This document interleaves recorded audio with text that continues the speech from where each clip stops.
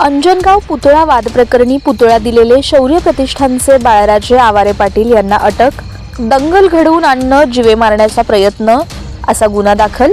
एकूण 9 गुन्हे दाखल. माढा न्यायालयापुढे उभं केलं असता 14 दिवसांची न्यायालयीन कोठडी. माढा तालुक्यातील अंजनगाव येथे बेकायदेशीरपणे छत्रपती शिवाजी महाराजांचा पुतळा उभारल्याप्रकरणी पोलिसांकडून कारवाईला सुरुवात. या प्रकरणी बाळराजे आवारे पाटील यांना अटक करून माढा न्यायालयानं सुनावली न्यायालयीन कोठडी. अंजनगाव येथे 1 एप्रिल रोजी खेलोबा देवस्थानच्या जागेत छत्रपती शिवाजी महाराजांचा पुतळा बसवण्यात आला होता. पुतळा बसवल्याच्या जागेवरून अंजनगावात 2 गटात तेढ निर्माण झाली. 4 दिवसानंतर प्रशासन आणि लोकप्रतिनिधी यांच्या मध्यस्थीनंतर हा पुतळा त्या ठिकाणावरून इतरत्र शासकीय जागेत स्थलांतरित करण्यात आला आहे. दरम्यान आता माढा पोलिसांकडून पुतळा उभारल्या प्रकरणात कारवाईला सुरुवात करण्यात आली असून बाळराजे आवारे पाटील यांना अटक करण्यात आली आहे. आज शौर्य प्रतिष्ठानचे अध्यक्ष असलेल्या बाळराजे आवारे यांना जे आहे ते न्यायालयीन कोठडी सुनावले. काय युक्तिवाद एकंदरीत झाला?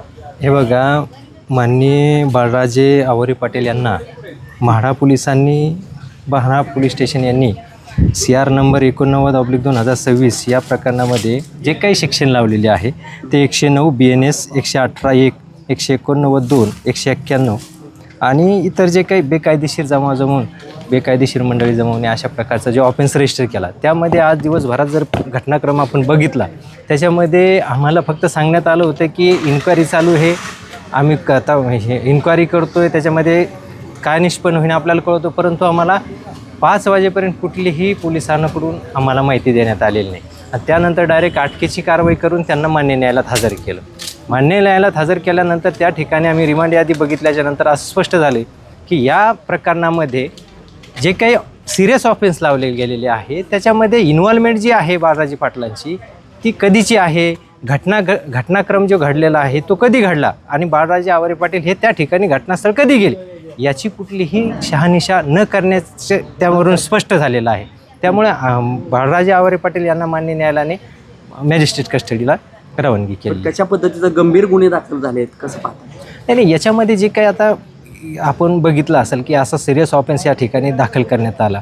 ही जर पूर्ण आता स्टोरी जी आहे, जे काही तपासाचा भाग आहे त्याच्यामध्ये स्पष्ट होणारच आहे पुढं चालून की याच्यामध्ये एक सिरियस ऑफेन्स कसा अट्रॅक्ट केला गेला आणि त्यामध्ये बाळराजे आवारे पाटलांची कशी इन्व्हॉल्वमेंट आहे हे पोलिसांकडे ऑलरेडी पूर्वीचे व्हिडिओ आहे, त्या ठिकाणचे सगळे घटनाक्रमचा त्यांच्याकडे अवेलेबल आहे रेकॉर्ड.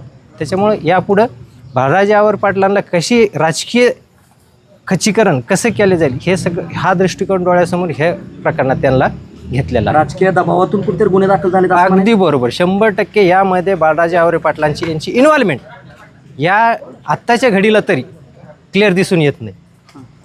कसं पाहताय, एकीकडे गंभीर स्वरूपाचे गुन्हे दाखल झालेले आहेत. आतापर्यंतच्या कार्यकाळामध्ये आपले असं कधी प्रकार समोर आले होते का? कारण 1 तारखेला हा पुतळा बसवण्यात आलेला आहे, 2 तारखेला एंट्री गावामध्ये झालेली आहे त्यांची. वास्तविक पाहता 1 तारखेला संध्याकाळी ही या घटना घडलेल्या आहेत. दगडफेक असेल किंवा काय असेल, माध्यम प्रतिनिधी म्हणून आम्ही सर्वच जण तिथं उपस्थित होतो. 1 तारखेला संध्याकाळी घडलेली घटना, 2 तारखेला तिथं बाळराजे आवारे येत आहेत आणि थेट त्यांनाच सूत्रधार ठरवलं जातं. कसं पाहता? वास्तविक पाहता जी घटना घडली ती 1 तारखेला संध्याकाळी घडलेली आहे आणि बाळराजे आवारे पाटील हे दुसऱ्या दिवशी 2 तारखेला तिथं आलेले आहेत. ह्या जर CR नंबर 89/2026 जर पाहिला तर तो गुन्हा दाखल झाला आहे 2 तारखेला. 2 तारखेला हा जो गुन्हा दाखल झाला आहे ते बाळराजे पाटील आणि इतर 7 असे 8 जणांवर हा गुन्हा दाखल झालेला आहे. आणि बाळराजे पाटील यांचा जर हे FIR मध्ये जर नाव बघितलं तर 8 नंबरला आहे. त्यांची इन्व्हॉल्वमेंट ह्या गुन्ह्यामध्ये कशी झाली हे तपासाच्या अंती कळू शकेल. परंतु तसं पाहिलं गेलं तर या गुन्ह्यामध्ये त्यांचं कुठलाही इन्व्हॉल्वमेंट दिसून येत नाही आणि या प्रकरणी राजकीय दबावापोटी हा गुन्हा दाखल झाल्याचा, तसेच बाळराजे पाटील यांचं नाव या प्रकरणी आल्याचं स्पष्ट दिसतंय. तर या गुन्ह्याच्या कामी जर पाहिलं तर BNS कलम 109 म्हणजे खुनाचा प्रयत्न करणे हा या गंभीर प्रकारचा हा गुन्हा यांच्याविरुद्ध दाखल केलेला आहे आणि ह्या गंभीर गुन्ह्यात त्यांना अडकवण्याचा प्रयत्न झाला. कसं पाहता, एकीकडे छत्रपतींच्या पुतळ्याचा वाद मिटवण्यासाठी देखील आपण अग्रभागी होतात, मात्र त्याच ठिकाणी जो आहे तो बाळराजे आवारे जे आहे ते आज मुख्य सूत्रधार ठरतायत. कसं पाहताय कार्यकर्ते?